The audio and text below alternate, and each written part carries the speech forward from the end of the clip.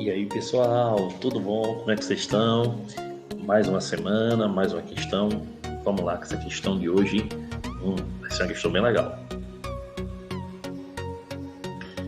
Vê, pessoal, ele diz na questão: a pressão osmótica é a pressão que deve ser aplicada sobre uma membrana semipermeável para evitar que o solvente atravesse a membrana. Olha bem, o que é a osmose? A osmose é a passagem do solvente através de uma membrana semipermeável, aquela que só permite que se passe o solvente pelos seus poros, né? E isso de uma maneira que ele siga apenas o transporte passivo, sem gasto de energia, né? Na osmose, a água, por exemplo, vai passar sempre do meio o quê? Menos concentrado para o meio mais concentrado, do meio hipotônico para o meio hipertônico. A osmose, pessoal, ela é muito verificada no nosso dia a dia. Por exemplo, você coloca uma salada. Vou dar o exemplo do alface, né? O alface na salada com vinagre ou com sal, tal. E aí a concentração externa é maior do que a concentração interna do alface. Então ele perde água, ele começa a murchar com o tempo. Ele vai perdendo água, porque a água sai do meio menos concentrado para o meio mais concentrado. A carne de sol, carne de sol, hein? Imagina agora, a carne de sol é exatamente isso. Salgar a carne é o que também se faz, por exemplo, que a gente conhece com o nome de bacalhau, né? É salgar a carne, colocar ela no sol, porque o sal, o meio externo com sal, fica mais concentrado, então a água sai do interior da carne e vai para a parte externa. A carne com menos água internamente demoraria mais a apodrecer. Isso é uma maneira que se fazia para não se perder a carne quando não se tinha o acesso ao refrigerador, ao gelo. Hoje em dia virou uma iguaria. E tem a osmose reversa, como o próprio nome está dizendo, né? A osmose reversa é um método de se obter água, a água potável a partir da água do mar. A ilha de Fernando de Noronha, do estado de Pernambuco, por exemplo, toda a água produzida pela companhia de água de lá, chamada Compesa, toda a água ela é tirada do mar através de osmose reversa. Então, pessoal, a osmose é uma propriedade coligativa. Então, ele nos diz aqui, ó, a pressão osmótica é a pressão que deve ser aplicada e ele diz a gente várias amostras. A primeira amostra é uma amostra de glicose C6H12O6, 1 vezes 10 a menos 2 molar a concentração. A segunda é de HCl, né? Solução aquosa, isso é um ácido clorídrico, também 10 a menos 2 molar. A terceira é o sulfato de sódio. Olha aí, nem começou por H, nem terminou por OH. Isso é um sal, por concentração 1,5 vezes 10 a menos 2 molar. E a quarta é uma solução de C6H12, 1,5 vezes 10 a menos 2 molar também. E aí ele pergunta na questão, veja, para que a gente ache a pressão, basta a gente usar a expressão P, pressão, ou π, é igual a molaridade vezes a constante R vezes a temperatura.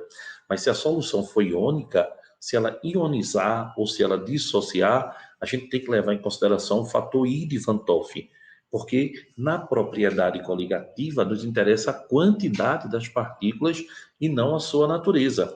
Então, quando a gente tem uma solução iônica, uma solução que ionizou ou dissociou, ela forma uma maior quantidade de partículas.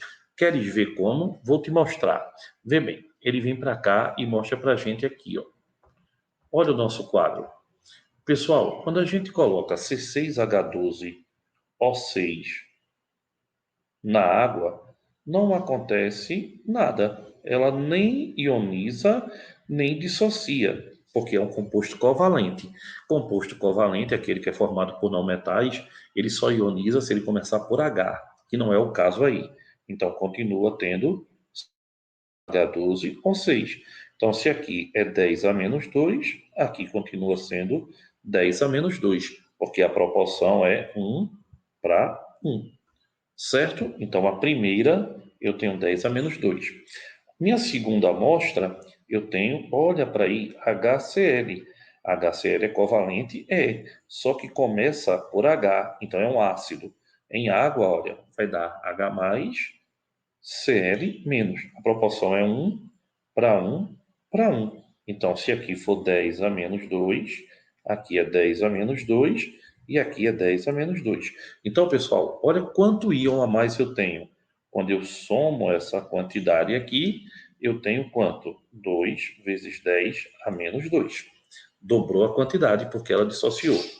O meu terceiro exemplo é o sulfato de sódio, Na2SO4, que quando eu jogo na água, dá 2 mols de Na mais SO4 menos 2. Então, vê bem, se aqui eu tenho 1,5 vezes 10 a menos 2, a minha proporção é 1 para 2, está vendo? 1 para 2. Então, aqui eu vou ter 3 vezes 10 a menos 2, e aqui eu vou ter 1,5 vezes 10 a menos 2, o que vai me dar quanto? 4,5 vezes 10 a menos 2. Já é maior ainda a quantidade, logo maior a pressão osmótica, né? E 4 é um hidrocarboneto, C6H12, não sofre nada em solução aquosa, continua sendo C6H12. Então aqui é 1,5 vezes 10 a menos 2, 1,5 vezes 10 a menos 2. Então, pessoal, onde é que eu tenho maior quantidade? Eu tenho maior quantidade em 4,5, que é 3, não é? Depois, onde é que eu tenho maior quantidade? Eu tenho em 2, que é 2 vezes 10 a menos 2. Depois eu tenho quanto? 1,5 vezes 10 a menos 2. E por último, eu tenho 1. Então, se a pressão osmótica é P igual a molaridade R T vezes I, e se tudo isso aqui é igual, não é? Quem tiver o maior I vai ter a maior pressão osmótica. Então, quem tem o maior I é o número 3. Depois é quem? O número 2. Depois 4 e depois 1. Tinha que calcular o fator de Van Toff. Não é interessante a questão? Considerando que todo mundo aí está 100% dissociado, tá? E tudo aí está 100% dissociado.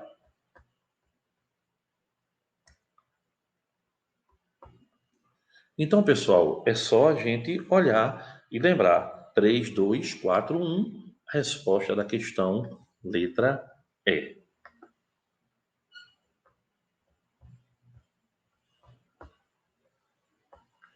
Então, pessoal, coligativas não depende da natureza, depende apenas da quantidade, certo? Então, espero que vocês tenham entendido e até a próxima aula. Até semana que vem, se Deus quiser, pessoal. Muito obrigado pela companhia de vocês. Um beijo.